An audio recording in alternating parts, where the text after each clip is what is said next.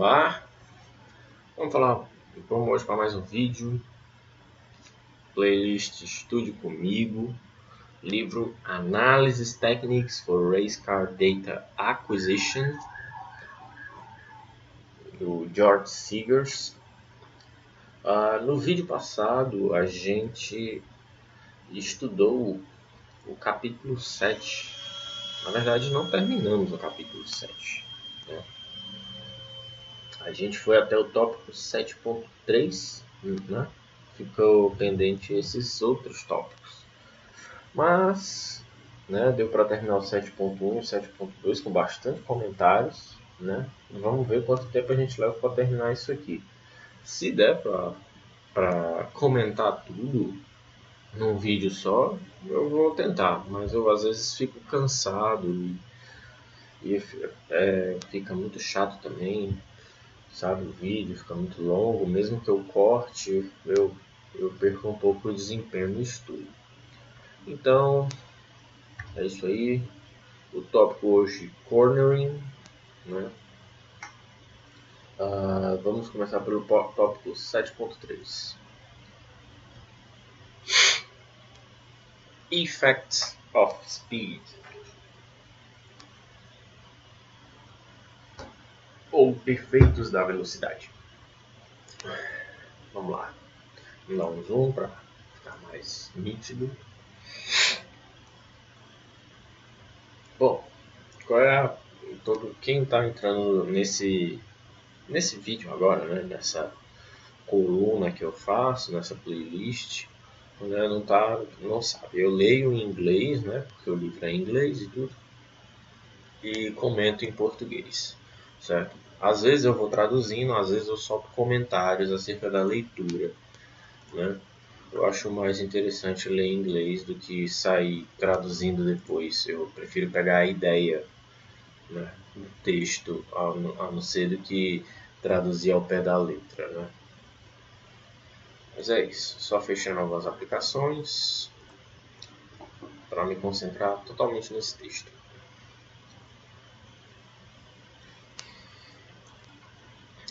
E começou. Vamos embora. 7.3 Effects of Speed. As mentioned in the previous paragraph, the vehicle's traction circle radius is not constant. Bom, vamos pontuar isso aqui, né?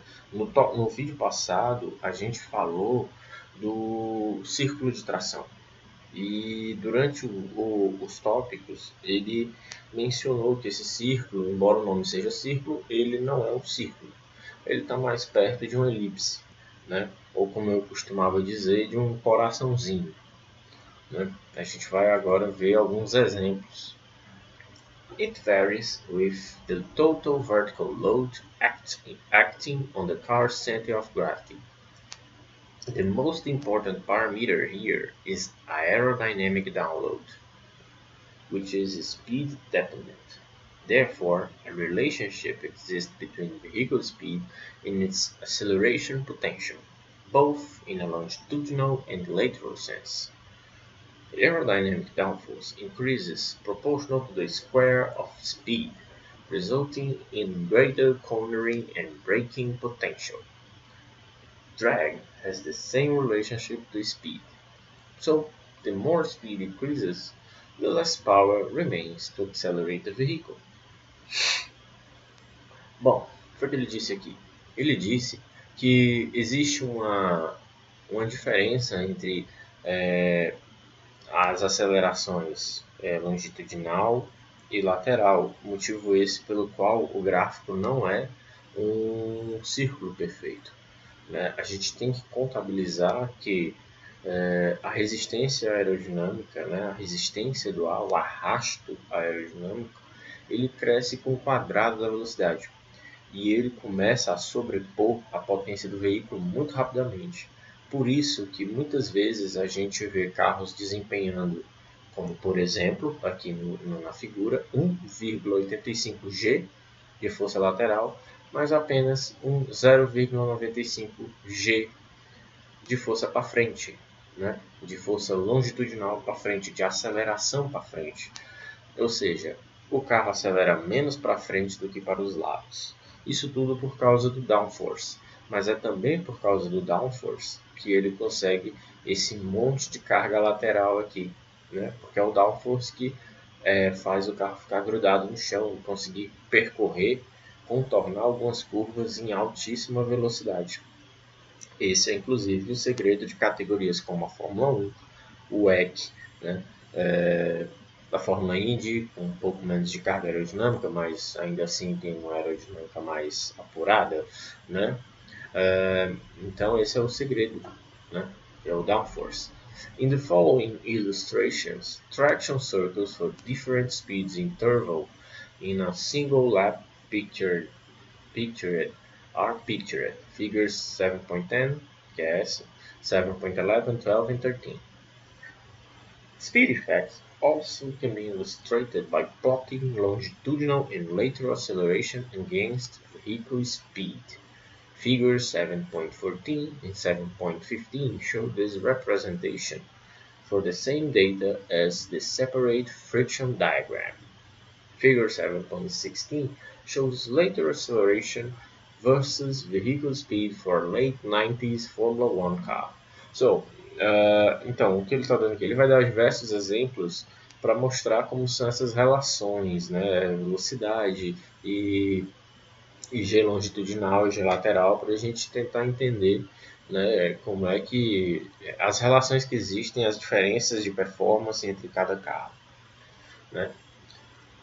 Bom, e ele vai dar exemplos de variando velocidades, né? Aqui a gente vê um círculo de tração, certo? Para um veículo com velocidades abaixo de 130 km por hora. Né? E a gente vê aqui que ele tem consegue produzir, né, cerca de 1,85 G, né, de força lateral para os dois lados, mas a gente vê que esse lado aqui está um pouco mais denso, então aparentemente tem mais curvas para esse lado do que para este lado, né? É só lembrando que aqui não são curvas para o lado esquerdo, que são curvas para o lado direito, e curvas para o lado esquerdo estão desse lado do gráfico aqui, do lado direito do gráfico. É meio confuso, né? Mas é de acordo com, se eu não me engano, é de acordo com o eixo estabelecido pela SAI, que é o eixo de um corpo rígido estabelecido pela SAI. E ele é utilizado em automóveis, certo? Então vamos ver aqui o gráfico agora com a velocidade agora variando entre 130 e 180 km por hora. Vamos notar aqui, ó, a perda, né, de um pouco de aceleração para frente, ou seja, eu tenho mais arrasto aerodinâmico, certo? Eu tenho mais carga sobre o motor contra a força do motor. Por outro lado, o arrasto aerodinâmico me dá uma capacidade maior de contornar curvas em alta velocidade, né? Eu consigo produzir já 2G.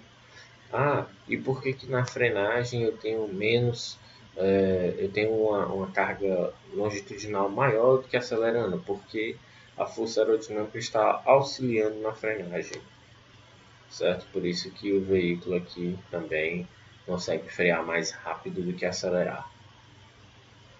Agora de 180 a 230, né? Aqui o carro já está produzindo 2.2 G de força lateral e só 0.65 G de força longitudinal para frente. Essa força longitudinal para frente ela vai reduzindo e ela chega ao ponto que ela zera. E aí é quando o veículo realmente atingiu sua velocidade máxima, né? Então é interessante aqui que a gente pode avaliar disso que potência não é tudo, sabe? Às vezes a redução de arrasto aerodinâmico é muito mais interessante. Você consegue até aproveitar mais essa potência, né? E aí aqui a mesma carga longitudinal em desacelerações mudou consideravelmente apenas na parte de carga lateral. Aí aqui de 230 a 280 km por hora, mais uma pequena redução do G para frente e um aumento do G lateral para 2,25, enquanto o G longitudinal para desacelerar o veículo, né, devido ao arrasto aerodinâmico, ele consegue produzir 1,72 G negativos. No último parágrafo, ele deu alguns exemplos de gráfico, que foram esses que a gente falou, e ele deu esse daqui, que é o Lateral Acceleration versus Speed, que é quando você coloca a aceleração lateral em relação à velocidade, para ver como é que esses parâmetros se comportam, né? E ele também faz isso com a aceleração longitudinal. Ele diz lá no parágrafo e ele vai mostrando esses gráficos.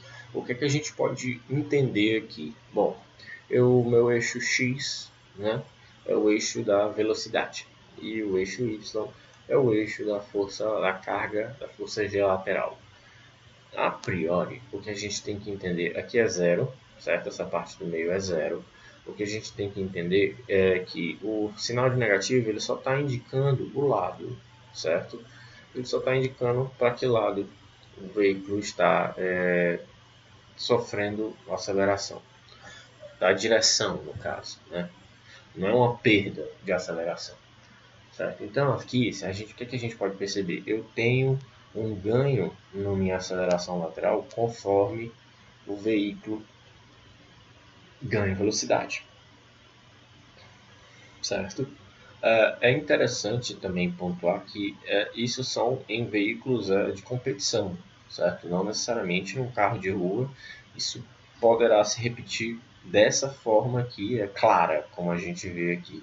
Talvez se repita de uma forma mais discreta, certo?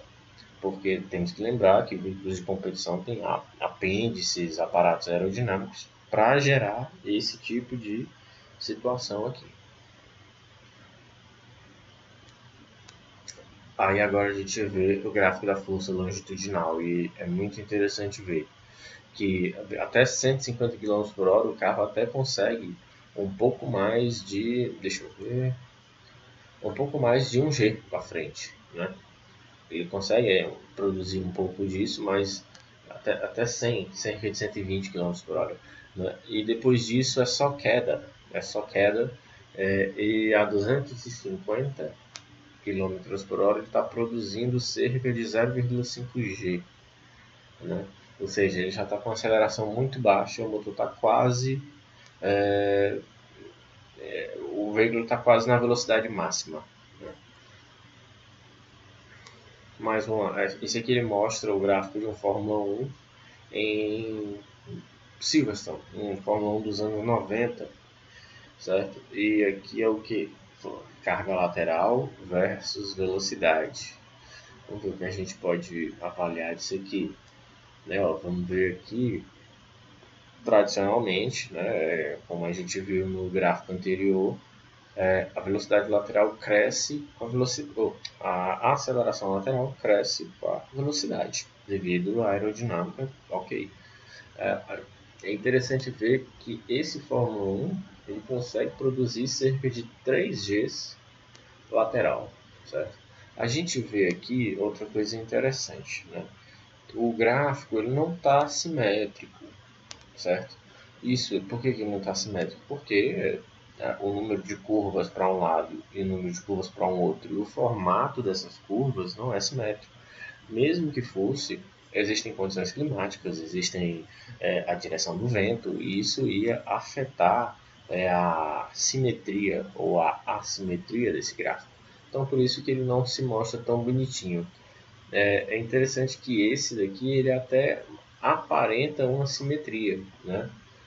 Talvez por causa do tipo do circuito também, ou até mesmo por causa do teste que foi feito para gerar esses sinais aí. Talvez tenha sido um teste preparado para isso. Né? Então esse foi o tópico 7.3, efeitos da velocidade. O que é que a gente pode entender?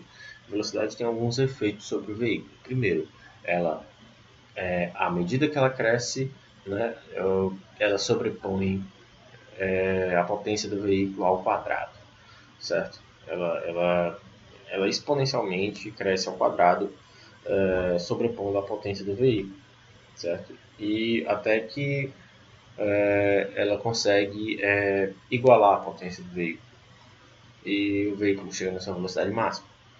né? Por outro lado, em alta velocidade, o veículo, devido à aerodinâmica, devido ao arrasto, ele consegue desempenhar altas acelerações laterais.